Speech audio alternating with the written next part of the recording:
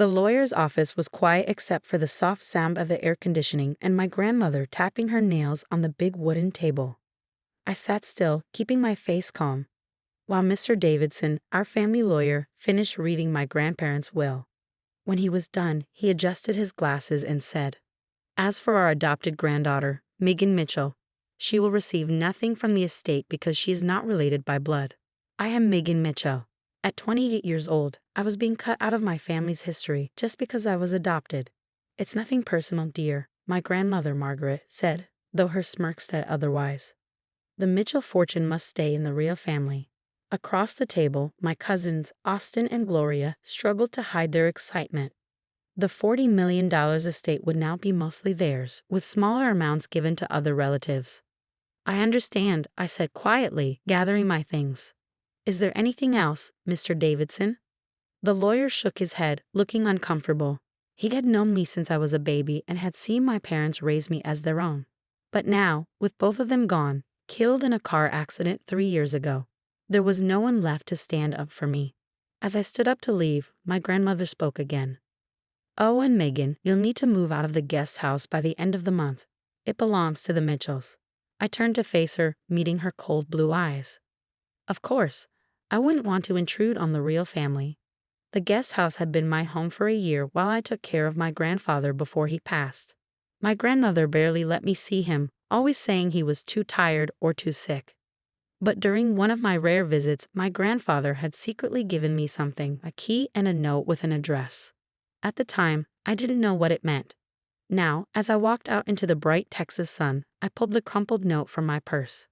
The address led to a storage unit outside Houston. Underneath it, my grandfather had written in shaky handwriting, "Your mother left this for you. The real story is inside." My birth mother. I never knew her name.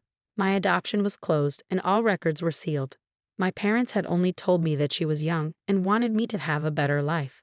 I drove to the storage facility, my grandmother's words ringing in my head, "Not really part of this family."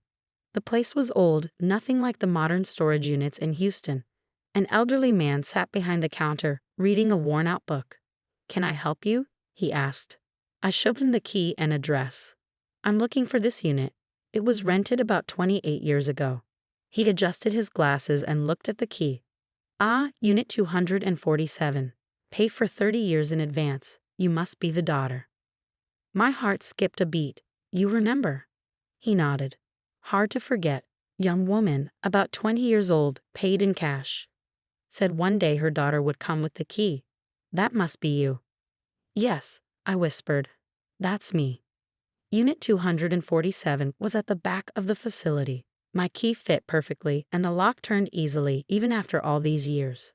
Inside, everything was neatly packed. Boxes lined the walls, each labeled in careful handwriting. I opened the first box. It was full of papers, letters, documents, photographs. On top was an old envelope with my name on it. "My dearest Megan, if you're reading this, you found your way here. My name is Catherine Edwards, and I am your birth mother. But that's not the whole story. There's something you need to know about yourself and the Mitchell family." My hands trembled as I read on. Catherine Edwards had worked for Mitchell Industries in the early 1990s. She was smart, ambitious, and caught the attention of the CEO, my grandfather, Robert Mitchell. "The affair lasted 6 months," she wrote. "I was young and believed him when he said he'd leave his wife. When I got pregnant, everything changed. He saw me as a threat. He offered me money to go away, to have an abortion. When I refused, the threats began." The next box held proof, letters, recordings, bank statements. My grandfather had set up an entire plan. Catherine would give up her baby for adoption, tell no one who the father was, and disappear in exchange for money. I stared at the evidence, my whole life suddenly making sense. I hadn't been left out of the will just because I was adopted.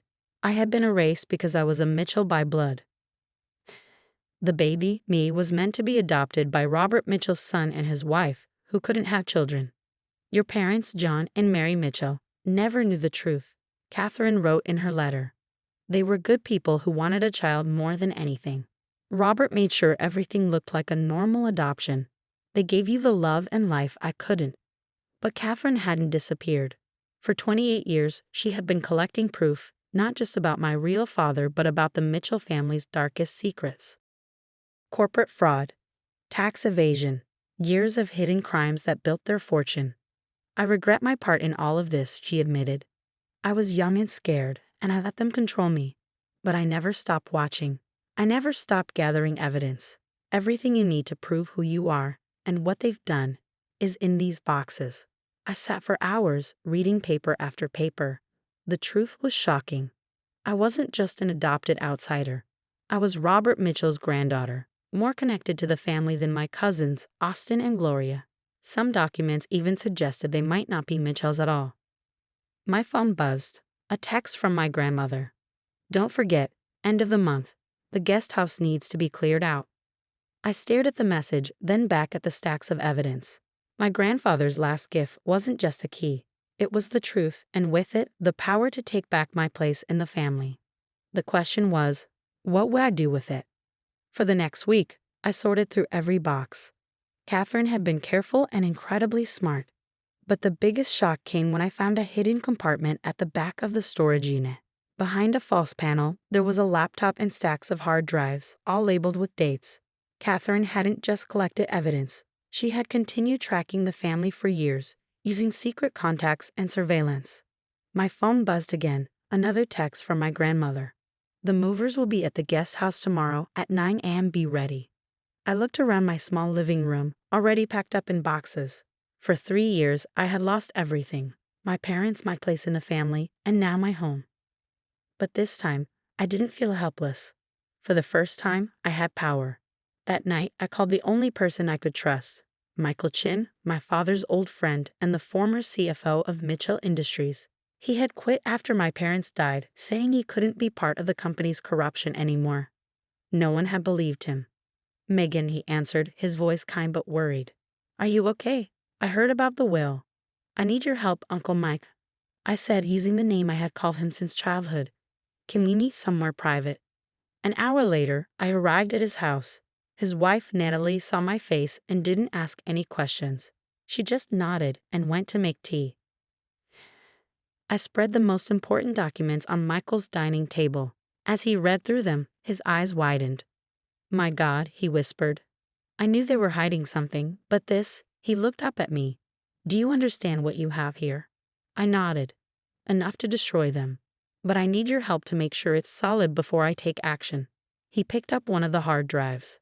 These financial records, they prove what I suspected when I quit. They've been stealing from the company's pension fund. If this falls apart, thousands of employees could lose everything. That's why we need to expose it now, I said, before it's too late. Over the next few days, Michael helped me sort through the evidence. He brought in a forensic accountant and a lawyer who specialized in corporate fraud. Everything had to be airtight, because the Mitchells wouldn't go down without a fight. At the same time, I moved out of the guest house. My grandmother sent an email to the whole family, proudly announcing that the adopted outsider was finally gone. She had no idea that I was spending my days meeting with federal investigators, SEC officials, and reporters, carefully preparing to expose everything. The files on Catherine's laptop revealed a tangled web of fake companies, hidden accounts, and illegal transactions. My grandparents weren't just protecting the Mitchell name. They were protecting a fortune built on lies and theft. One afternoon, as I was reviewing documents with Michael, my cousin Austin showed up at his house unexpectedly. Well, he smirked. Already planning your revenge, Megan? How pathetic. I calmly gathered the papers and put them in my bag. What do you want, Austin? Grandmother sent me with a message. Back off. Whatever you think you're doing, you won't win. I stood up, meeting his gaze. And what exactly am I doing, Austin? His smirk faded for just a second. We know you've been asking questions, meeting people. It stops now. Or what? I stepped closer. You'll cut me out of the will. Take my home. Oh wait, you already did that. For the first time, I saw doubt in his eyes. He wasn't used to this version of me, the one who didn't back down. Just remember who you're dealing with, he said, trying to sound threatening. The Mitchells know how to handle problems. After he left, Michael turned to me. They're getting nervous. We need to move faster. That evening, I got an encrypted email from one of Catherine's old contacts at Mitchell Industries. The company was about to announce massive layoffs to cover up the missing pension funds before anyone noticed. I made one last visit to the storage unit, gathering the final pieces of evidence. As I locked up, the elderly manager approached me. "Your mother left something else for you," he said, handing me an envelope.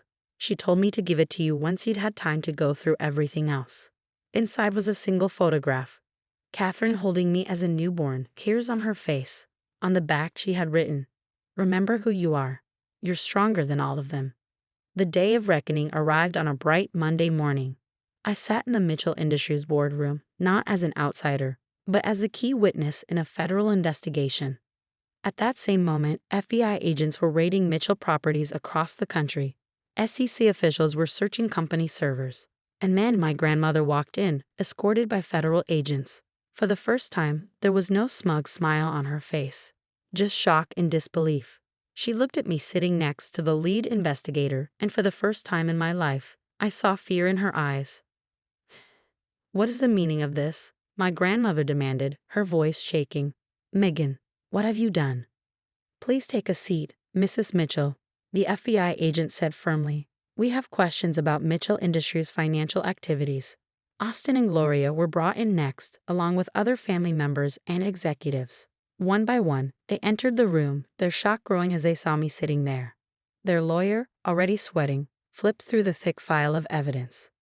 Before the questioning started, I stood up. "There's something you all need to know." I pulled out the DNA test results we had run using samples from Catherine's storage unit. It turns out I am a Mitchell by blood. Grandfather made sure of that when he arranged my adoption, to cover up his affair with Catherine Edwards. The room exploded in chaos. My grandmother went pale as the truth sank in. Austin jumped up, shouting that it was all a lie, but the proof was undeniable. "That's impossible," my grandmother whispered. "Robert would never." "He did," I said calmly, "and then he spent the rest of his life watching you steal from the company he built. That's why he left me the key to Catherine's storage unit. He wanted me to expose the truth." For the next several hours, federal agents presented their case: pension fund fraud, tax evasion, and years of illegal activity. Catherine had documented everything, and now the Mitchell empire was crumbling. Gloria burst into tears. "You've ruined us," she shouted. "Your own family." I met her glare without flinching. "No, Gloria," I said. "You did that all on your own." "No," I said firmly. "You ruined yourselves. I'm just making sure the people you hurt get justice." The arrests came quickly. Minus 15 family members and company executives were charged with fraud and other crimes.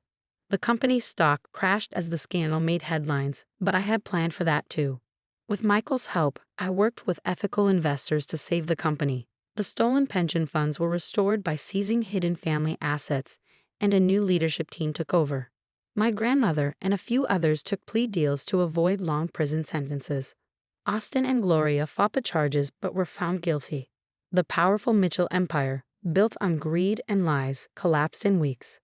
As for me, the court ruled that, as Robert Mitchell's biological granddaughter and the person who exposed the fraud, I was entitled to a large share of the recovered money. But I didn't want it. Instead, I created a foundation to support the employees who had lost so much. A year later, I stood in the lobby of what was once Mitchell Industries, now called Phoenix Technologies, watching employees walk in. The company had survived and was now thriving under honest leadership. "Your mother would be proud," Michael said, standing beside me. "She spent years gathering evidence, hoping someone would finally reveal the truth." "Have you heard from her?" I asked. We had searched for Catherine after everything came out, but she had vanished. "No, but her lawyer sent this." He handed me an envelope. Inside was a letter, written in the same careful handwriting I had seen on all her documents. "My dearest Megan, by now, you know the whole truth. I'm sorry I couldn't be there to help you, but you needed to find your own strength. I spent the last 28 years making sure you had the proof to fight this battle when the time came. I'll always regret giving you up, but watching you grow from a distance, I know I made the right choice by leaving you those files. You did what I never could. You held the family accountable for their crimes. I'm getting older now, and my job is done. Just know that I love you, and I'm so proud of you. You didn't do this for revenge. You did it for justice. You're everything I hoped you'd be, and more. With love, Your mother, Catherine. I folded the letter, thinking about everything that had led me here. The Mitchells thought they could erase me, hide the truth, and get away with their crimes. Instead, they destroyed themselves. That evening, I visited the storage unit one last time. The elderly manager was still there, taking care of the place like always. Closing it out, he asked as I handed him the key. Yes, I said with a smile. The truth is finally out. Your mother knew you'd come one day, he said. Told me you were the kind of person who fights for what's right. As I drove home, I thought about family, not the one that abandoned me, but the one I had built. Michael and Natalie, who never stopped supporting me. The employees who trusted me to fix what had been broken. And Catherine, the mother I never knew, but who gave me the tools to uncover the truth. My phone buzzed. A text from Michael. Board meeting tomorrow. Ready to keep changing the world. I smiled and typed back a response. The Mitchells had believed that family was only about blood and power. They never understood that real legacy isn't about wealth or status. It's about doing what's right, no matter what. And in the end, the daughter they tried to erase became the one who saved everything they nearly destroyed.